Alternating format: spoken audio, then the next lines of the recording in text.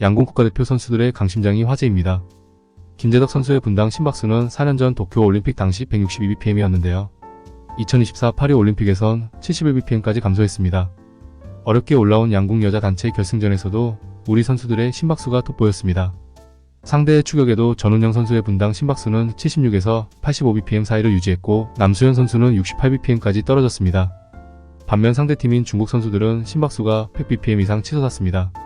성인이 움직이지 않고 휴식을 취할 때 나타나는 평균 안정기 심박수가 60에서 100bpm인 걸 고려하면 긴장된 올림픽 무대에서 우리나라 양궁 선수팀이 보인 분당 심박수는 매우 놀라운 수치인데요. 인간은 긴장하면 몸을 흥분시키는 교감신경계가 활성화돼 심박수가 올라갑니다.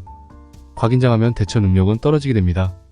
122명의 양궁 선수를 대상으로 조사한 결과에서 활을 쏘기 전 심박수가 높은 선수들은 점수가 일관되게 낮았다는 중국 난징대 연구팀 연구 결과가 있습니다.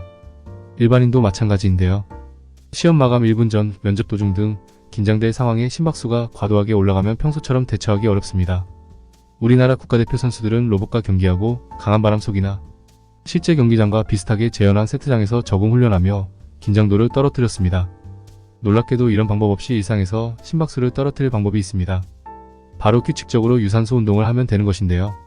원호영 교수는 과긴장에 심박수가 올라가면 손도 떨리고 집중도 안 된다며 운동으로 안정시 심박수를 낮추면 과긴장에 집중이 떨어지는 것을 방지하는 데 도움이 된다고 말했습니다. 1. 꾸준한 유산소 운동 분당 심박수 낮춰. 규칙적으로 유산소 운동을 하면 심장이 변합니다.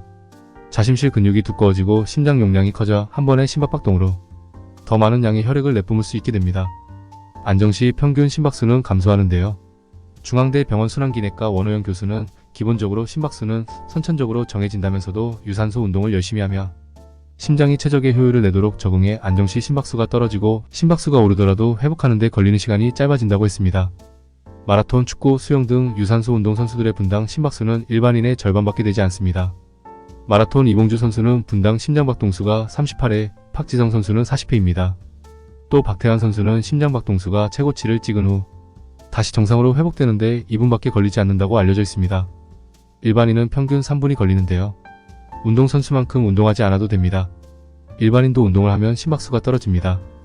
영국 유니버시티 칼리지 런던 공중보건학 마이클 마먹 교수팀은 45에서 68세 신체활동이 부족한 공무원 3,328명을 대상으로 2년간 운동시킨 후 심박수와 심박수 변동성을 측정했고 그 결과 중강도 운동을 꾸준히 한 그룹은 분당 심박수가 감소하고 심박수 변동성은 증가했습니다. 2. 중강도 운동해야 효과 볼 수 있어. 운동 효과를 보려면 강도가 중요합니다. 최대 심박수의 60에서 80% 정도로 30분 이상, 일주일에 3번 이상 유산소 운동을 해야 합니다. 최대 심박수 60에서 80%는 살짝 숨이 가쁜 채로 옆 사람과 이야기할 수 있을 정도인데요. 웨어러블 디바이스 핸드폰 등으로 수치를 확인할 수 있다면 정확한 구간을 알고 운동하는 게 효과적입니다. 220에 자기 나이를 뺀 숫자에 편안할 때 젠 심박수인 안정시 심박수를 뺍니다. 여기에 60에서 80% 운동 강도를 반영하기 위해 0.6에서 0.8을 곱해줍니다. 안정시 심박수를 다시 더하면 본인의 최대 심박수 60에서 80%를 계산할 수 있습니다. 유산소 운동을 3에서 6개월간 꾸준히 한 후 안정시 심박수를 재보면 심박수가 감소한 것을 확인할 수 있습니다. 다만 전혀 운동을 안 하던 사람이 무리하게 운동을 이어나간다면 오히려 독이 될 수 있으므로 주의가 필요합니다. 일주일의 운동으로 2000kcal를 소모하면 사망률이 25에서 30% 감소하지만 4000kcal 이상 소모 시 오히려 사망률이 증가한다는 연구 결과도 있습니다. 3. 과긴장 순간 호흡만 잘해도 심박수 조금 낮아져. 규칙적인 유산소 운동만큼 효과가 좋진 않지만 과긴장 순간 호흡에 집중하는 것만으로도 심박수를 떨어뜨릴 수 있습니다. 교감신경은 들숨을 길게 쉴 때 활성화되는데요. 반대로 날숨을 길게 쉬면 교감신경과 반대 작용을 해 몸을 이완시키는 부교감신경이 활성화됩니다. 동국대 한의과대 연구팀 연구 결과 들숨과 날숨을 1:1로 호흡할 때보다 들숨 6초, 날숨 4초 비율로 길게 숨을 들이쉬었을 때 평균 심박수가 올라가는 것으로 드러났습니다.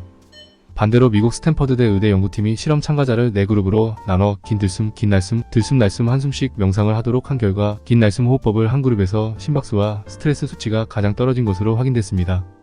연구에서 활용한 날숨 호흡법은 편안한 상태에서 코로 숨을 크게 들이마신 뒤 짧게 다시 한 번 더 들이마셔 폐르부 풀린 후 입으로 천천히 길게 내쉬는 것입니다. 제일 처음 들이마실 때 걸린 시간보다 입에 오래 내쉬면 되는데요.